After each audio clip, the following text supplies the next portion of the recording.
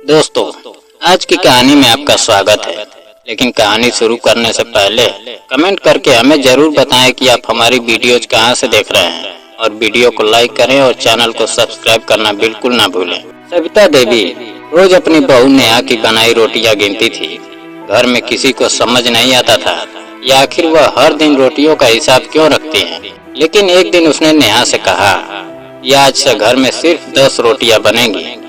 नेहा ने चुपचाप रोटियां बनाई, लेकिन जब उसके 7 साल के बेटे आरो ने दूसरी रोटी मांगी तो नेहा की आंखों में आंसू आ गए। उसी रात नेहा ने फैसला कर लिया कि अब वह इस घर में एक भी रोटी नहीं बनाएगी। लेकिन अगले दिन सविता देवी ने जो राज बताया उसे सुनकर नेहा के पैरों तले जमीन खिसक गई। सुबह सविता देवी ने खाने की मेज पर थाली रखते हुए गुस्से में कहा कि आज फिर 2 रोटियां कम है। नेहा रसोई के दरवाजे पर खड़ी चुपचाप उनकी बात सुनती रही। यह रोज का सिलसिला बन चुका था। कभी सविता देवी कहती कि इतनी रोटियां किसके लिए बन रही है, और कभी कहती कि कल से आटा कम लगाना। नेहा की शादी को 9 साल हो चुके थे।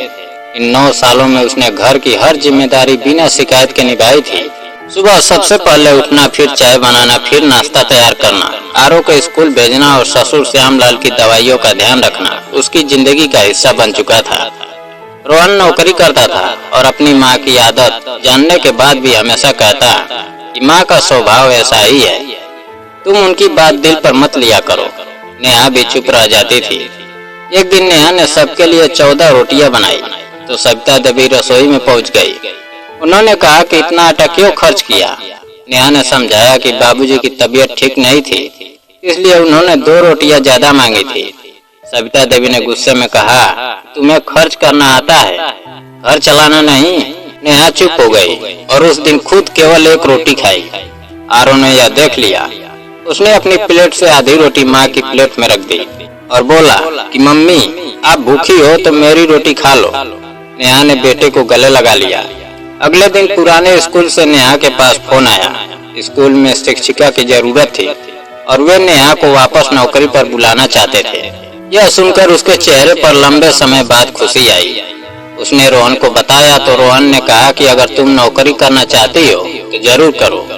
नेहा ने कहा कि मैंने 9 साल इस घर के लिए दिए हैं और अब मैं अपने लिए भी कुछ करना चाहती हूँ। जब सविता देवी को पता चला तो उन्होंने ताना मारते हुए कहा कि पहले घर की रोटियां तो ठीक से संभाल लो, फिर नौकरी करना।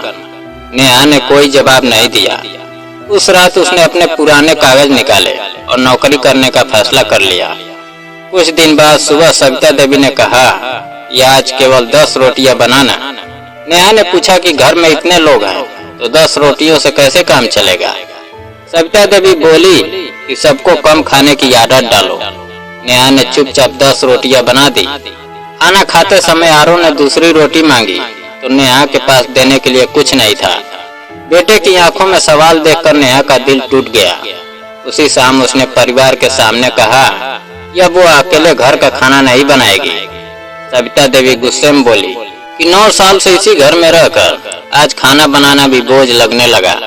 नेहा ने शांत स्वर में कहा कि बात खाना बनाने की नहीं है, बात सम्मान की है। मैंने अपनी नौकरी छोड़ी और अपनी इच्छाएं छोड़ी। मैंने परिवार की जरूरतों को हमेशा अपने ऊपर रखा, लेकिन अब मेरा बेटा पूछने लगा है कि उसकी माँ खुद खाना क्यों नहीं खाती। रोहन यह सुनकर चुप हो गया। तभी श्यामलाल बाहर आए और बोले कि नेहा सच कह रही है। मैंने कई बार देखा है कि वह सबको खिलाने के बाद खुद सबसे आखिर में खाना खाती है। सविता देवी कुछ देर चुप रही, फिर उनकी आंखों से आंसू निकल आए। उन्होंने अलमारी से एक पुराना लिफाफा निकाला और नेहा को दे दिया। उन्होंने कहा कि अब मैं तुझे वह बात बताऊंगी जो पिछले 6 महीनों से छिपा रही हूँ।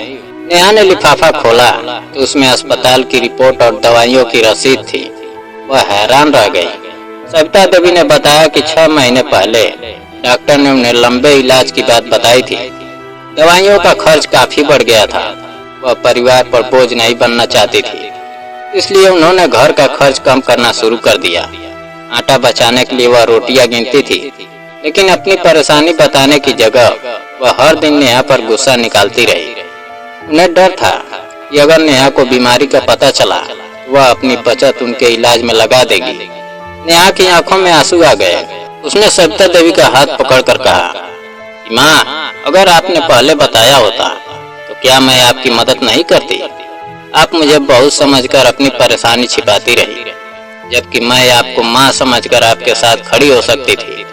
रोहन ने अपनी माँ को गले लगाकर कहा कि बीमारी अकेले सहने से कम नहीं होती, परिवार के साथ बांटने से बोझ कम होता है। नेहा ने उसी दिन तय किया कि वह नौकरी फिर से शुरू करेगी और सविता देवी के इलाज में सब मिलकर मदद करेंगे। कुछ दिनों बाद नेहा स्कूल जाने लगी। रोहन के घर के काम में हाथ बटाना शुरू किया। श्यामलाल भी अपनी पत्नी के साथ खड़े रहे। इलाज शुरू हुआ और सविता देवी की तबीयत धीरे धीरे बेहतर होने लगी। एक शाम नेहा घर लौटी तो रसोई से गर्म रोटियों की खुशबू आ रही थी। सविता देवी खुद रोटियां बना रही थी। मेज पर रोटियों की पूरी टोकरी रखी थी, लेकिन आज कोई उन्हें गिन नहीं रहा था। सविता देवी ने नेहा की प्लेट में गर्म रोटी रखते हुए कहा कि मुझे माफ कर दे बेटी, मैं रोटियां गिनते गिनते यह भूल गई थी कि हर रोटी के पीछे तेरी मेहनत और प्यार है। नेहा ने उनका हाथ पकड़कर कहा कि मुझे माफी नहीं चाहिए माँ, बस आगे से अपनी परेशानी अकेले मत सहना। उसी दिन से घर में एक नियम बन गया कि खाने की रोटियां कभी नहीं गिनी जाएगी, लेकिन घर के हर सदस्य की मेहनत और भावनाओं की जरूर कदर की जाएगी। आरव ने दादी से पूछा कि अब मम्मी अकेले रोटियां बनाएंगी? सविता देवी मुस्कुराकर बोली कि नहीं बेटा, अब इस घर में खाना भी सब मिलकर बनाएंगे और खुशियां भी सब मिलकर बांटेंगे। नेहा ने अपने बेटे को देखा और महसूस किया कि 9 साल से जिस घर को उसने संभाला था, आज वही घर पहली बार उसे भी संभाल रहा था।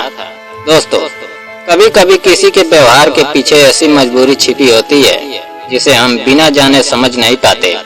इसलिए रिश्तों में नाराज होने से पहले सामने वाले की परेशानी समझने की कोशिश जरूर करनी चाहिए।